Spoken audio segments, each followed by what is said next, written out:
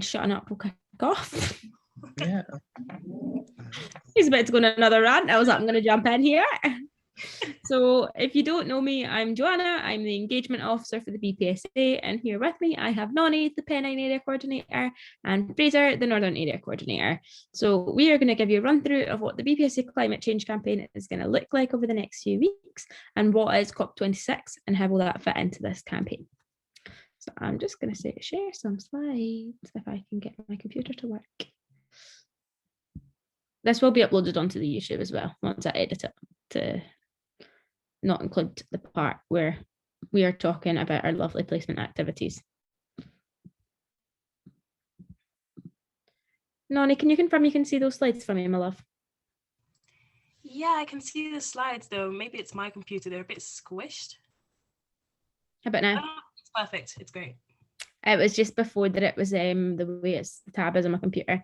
So this is the What is COP26 webinar. So first we're going to look at what the BPSD climate change campaign is. So this will be running from the 24th of October, aka last Sunday, to the 14th of November. So why are we starting on Sunday 24th? So 9 years ago, it was the International Day of Climate Action that started basically Climate Change Day, if you will. So that was the reason we kind of kicked off with this day. It's an important Memorial Day, looking at an important date in history, and now looking at how we have moved on 9 years from then. Sunday the 14th, I'm going to, hope you can't see that. No, can you see it? No. Okay, good, because I got a message and I was hoping you couldn't see it. Good to know. Sunday the 14th will mark just the end of COP26. COP26 will end on the 12th of November, and we're just keeping it nice to end on a Sunday. So just to review what we've done across the kind of conference and across the climate change campaign, with some time to review on the last 2 days. There will be a series of 3 webinar Wednesdays run across the campaign, starting with this one, with What's COP26. Next week, we'll be teaming up with Pharmacy Declares to look at how, as a profession, we can improve. And the last one, we are still deciding on. So there'll be a nice wee series working up to here. Our executive will be making a series of changes, such as going vegan, going plastic free, and using refillery shops. And then we're looking at what can our members do. There's so much you guys can do, but I'll get into that a little bit later. The biggest thing to note here is that small changes have a big impact. So whether you're doing something small, such as walking to work, or whether you're going completely plastic free, regardless, the changes will have an impact. And understanding that your small change will have a big impact is the biggest motivation that you will have. So our social media, how will we be broadcasting our campaign across social media? So we'll be starting with Tuesday's tips. So this is tips from our executive and tips we've researched into for what you can do that are easy changes to your lifestyle. Yesterday's one was changing your bank account provider. And we'll have other ones coming up over the next 2 Tuesdays of the campaign. On Friday, we'll have facts. We'll have true or false facts on our Instagram story, and you can decide whether you think that fact is true or false. And that basically shows the impact of climate change and the way it's impacting our climate at the moment. And then obviously the executive making lifestyle changes, which will start ideally tomorrow, showing and broadcasting different changes our team will be making, showing this isn't just down to you guys, that we do need to lead, and we do need to show by standard how we are going to make the changes ourselves. We have a series of hashtags there. So obviously there is the important climate crisis and race to zero, but climate care as healthcare and greener pharmacy are crucial. This is about our profession as well as our world. They come hand in hand. So it's important to distinguish that here. There we are. So what is COP26? So Glasgow will be hosting the 26th UN Climate Change COP26 from the 31st of November, aka Sunday, to the 12th of November, which is a Friday. So COP is Conference of the Parties. So it was the Paris Agreement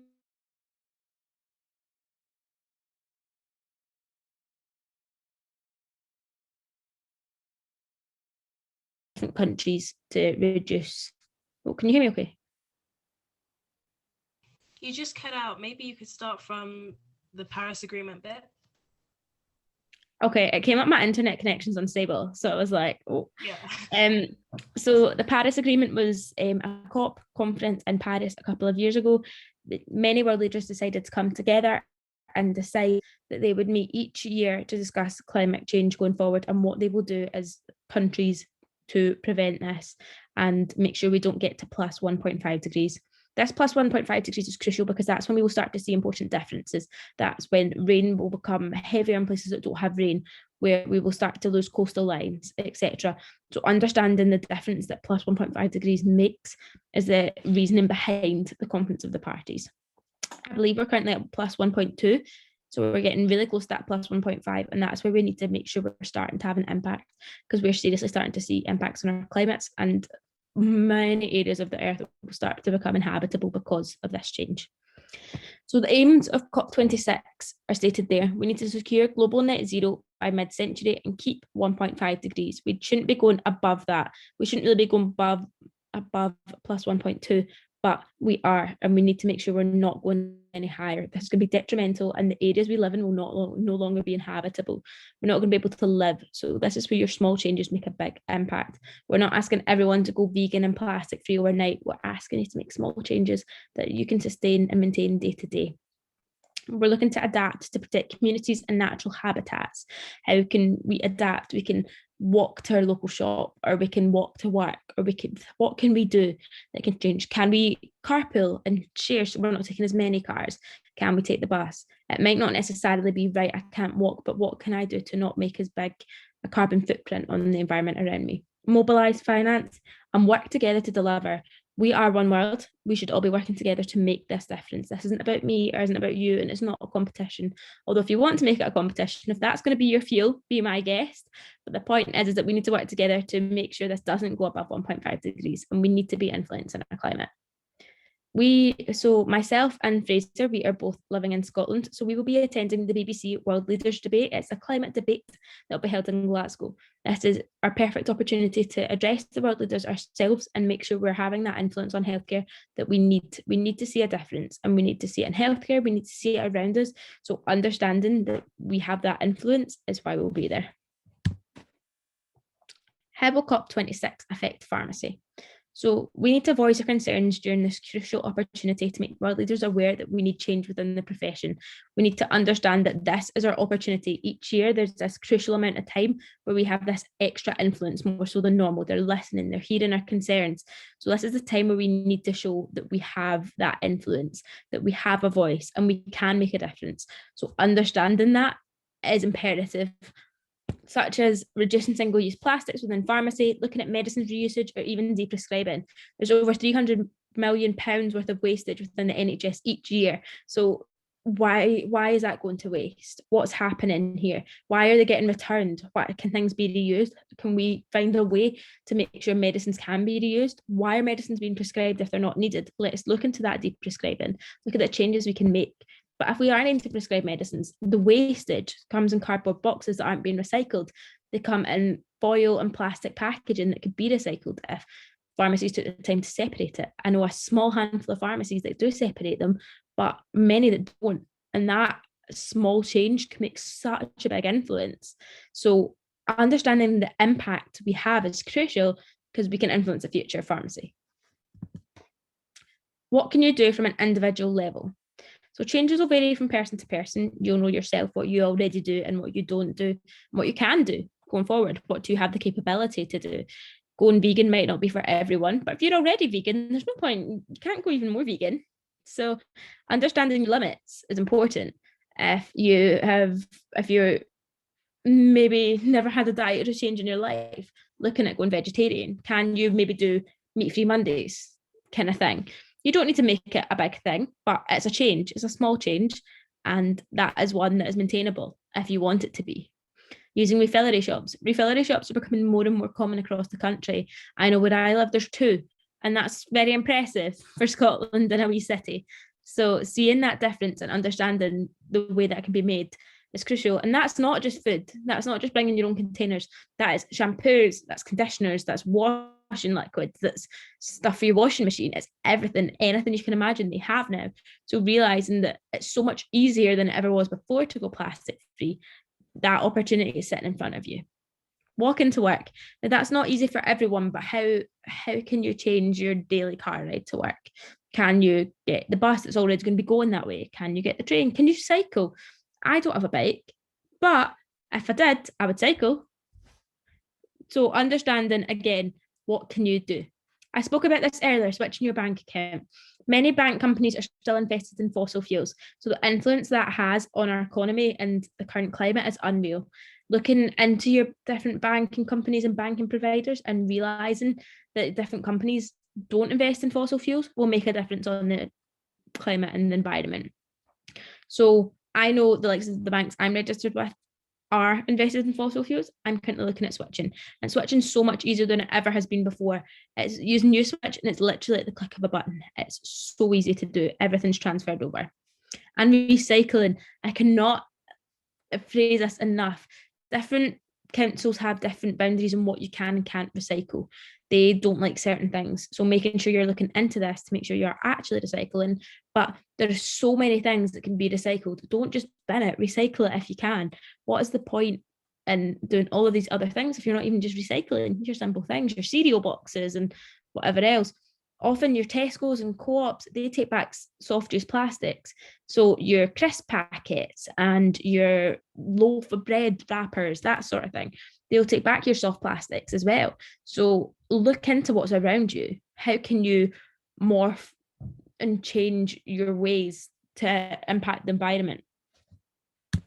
So I've given you a brief overview of what you can do and what's going forward. So I will let any questions come in, if you have any, for us and what we are doing around the campaign. You guys can talk now. I can see Fraser's eating, but I'm having a very traditional caramel shortcake. Well, sorry, shortbread from Scotland. Have you had your dinner yet? Yeah. I didn't have a very meat-free dinner. Nonny did. Nonny's vegan. I have vegan pizza from Papa John's. They have this. The cheese is weird. It's very sticky. Papa John's is really expensive. It is, and that's why I'm not having the pizza again. But I had a little leftover coupons that were just stacking up, and I was like, you know what? Let me treat myself. And it was all right, but the cheese was a bit weird, but that's okay.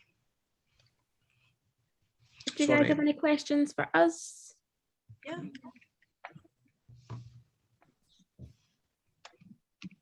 Fraser, have you said what change you're making? So change. Haha, so funny. I'm obviously trying to do meat-free Monday. I am using much more what's that called? Reusable shops for things like liquid hand soaps that you don't have water, so you reconstitute at home. My only problem is I'm working through the back stock because I'm one of those people that buys in bulk, so that it will take a while before, obviously. But then I always recycle because I'm from the suburbs, so like we have all the bins, and like in the house we have like the bins. I'm from the suburbs, so we have like the 5 bins for all the different things. And then also we've got like inside I do my separation of plastics, so taking like caps off, taking off, a lot of people forget, but you need to take off the plastic that goes round a bottle or round like milk and stuff. What was something I thought was weird you had to pull off? There was something on something that I was like, I've never done this in my life. Is it the little bit under the cap that kind of you twist? That I think, yeah. I read something that kind of jarred me because I was like, I've never done that in my life. Oh, and then if you wash out takeaway containers, so I didn't know this, but my family have always done it, and it actually makes me like think, how crazy is it? We wash all our takeaway containers because like I'm not gonna stop eating takeaways, like I'm not crazy, but like I prefer if it's like the Chinese that use the plastic containers that you can. Tupperware. Yeah, like Tupperware. It's not technically reusable, it's more single use, but it is recyclable single use, which is less awful. Obviously, I think moving towards reusable would be a good idea, but then the only problem is you would need to return that. With regards to medicines in the pharmacies, I think moving towards recyclable would be good. I know that my community pharmacy do not recycle anything, which I think is a serious issue, because if I don't do it, then why should I expect a patient to? Why should they bring back their medicines and things? A lot of people don't know you're meant to. A lot of pharmacy workers didn't know you were meant to bring back your medicines to your community pharmacy. That was a bit of a concern. Because I said to a second year student who works in the hospital, yeah, we got a lot of patient returns. And she said, what do you mean returns? And now this was while she was returning medicines in the hospital. So I did think to myself, like, it's not an odd concept. Reminding people that, number one, we should be returning medicine, but also when we get a return, trying to recycle that patient information leaflet and cardboard.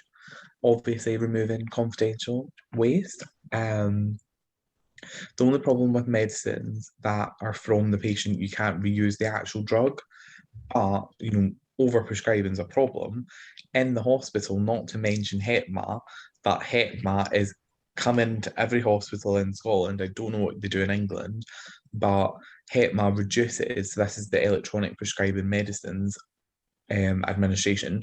So it just stops overprescribing, because it basically says, no, they're not getting it. The drugs don't go to the wards. If there's enough stock in the ward, you're not getting it. And it really just cuts down. They've been saving so much waste. I think waste went down in this health board by 34% on medicines, which is fab. And they're not even using it to its best, because they've been upping the limits on HEPMA and not following the system. But that's quite fair. Like, A&E doesn't have it, so they sort of waste a lot. But it's looking at things like, when you're admitted and you've got asthma, would you give them an inhaler, or can they just use their one from home? Because why would you give it if they're going to be in A&E overnight, for the chance that they have an attack, and then you can't take that back off them because they've used it? And then I when know you're it's, giving, it's insane thinking of that, and that's a big thing with admissions, is that a lot of people bring their medicines from home. So why are we giving them other medicines when you can check that that's come from their home and the medicine's sealed and it can be used? And that is crucial. It's a big thing, and that's where quite a lot of pharmacy technicians get involved. I'm not sure what you guys understand about the pharmacy technician role, but they take a big part in kind of medicine reconciliations and confirming that that is the patient's medicines. And especially in hospital, if they've taken their medicines in with them, they don't need, sure, it'll be on their chart to make sure they get it, but it's understanding that that's there. Why are we giving them bisoprolol 2.5 when they've got it right there on the shelf? There's no point wasting that. And that is also a huge impact. This is things that we don't realise have an impact on the climate, but we're reducing the wastage in healthcare, which is ultimately helping the climate. And it's understanding that the correlation from healthcare to the climate, it's the same. It's completely the same. well, 20% of the NHS carbon footprint is from pharmacy. Doesn't surprise me one bit. Well, that's a fact. I'm only kidding. I didn't mean to be cheeky there. No, I was just saying that doesn't surprise me, as in, like, I didn't know that, but it's not like, oh my God, that's wild. I thought you were like, oh my God, you're lying. But 20% is from medicines. So if we can cut that down, that's making a direct impact. Is it 20% from medicines or 20% from pharmacy? So it's 20% from medicines. So technically, pharmacy would encompass other aspects. The way they divided up the statistic was medicines and then transport and things. So obviously, pharmacy actually would probably encompass more areas than 20%. Mm-hmm. My thoughts, though, are medicine is also sort of used all over the hospitals. It's not really a pharmacy fault issue, because everyone's wasting medicine. Not to pass on the blame, but you passed on the blame. yeah, but we need to do it together. So when you are requesting medicines on the ward, if you're a nurse or if you are a pharmacist putting through the HEPMA request, think about it logically. Like, if that patient has the medicine, don't be requesting it from the pharmacy. Equally so, when you're in the pharmacy as a technician or as a pharmacist, don't allow it to leave the dispensary if you think it's on that ward. It's a bit of joint responsibility, isn't it? It's having a foolproof plan that where if somebody's requesting it, I can say no, but equally that person go, oh wait, I don't need it and don't request it. So it's a foolproof plan there that having 2 steps in to intervene. So it's, yeah. Noni, do you have anything you want to jump in on here or anything at all?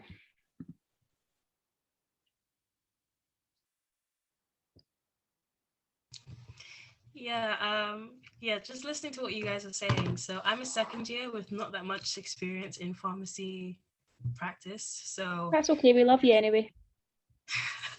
Thank you. I hope so. But yeah, it's delightful to hear you guys' actual like lived experience in it. I did want to mention Pharmacy Declares, which is an organization we met during the pharmacy show. So we got to actually speak to someone who is leading Pharmacy Declares, and they are actually pushing for more environmentally conscious pharmacy professionals.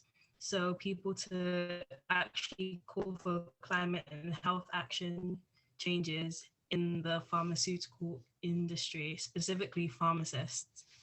And as they said, there's so much pollution or waste, I guess you could say, that comes from pharmacy. And so they have been doing a lot of campaigning towards changing that. And yeah, I think they're a great organization, and that's at Farm Declares, so at PHARMDECLARES on Twitter. And they just wrapped up their conference, I think maybe a few days ago. And yeah, I just thought it'd be a great organization to mention because they're really relevant to our specific profession, which is really helpful. Yeah, definitely. And we're teaming up with them next week for our next webinar, which will be done by our Sitch and Priyanka.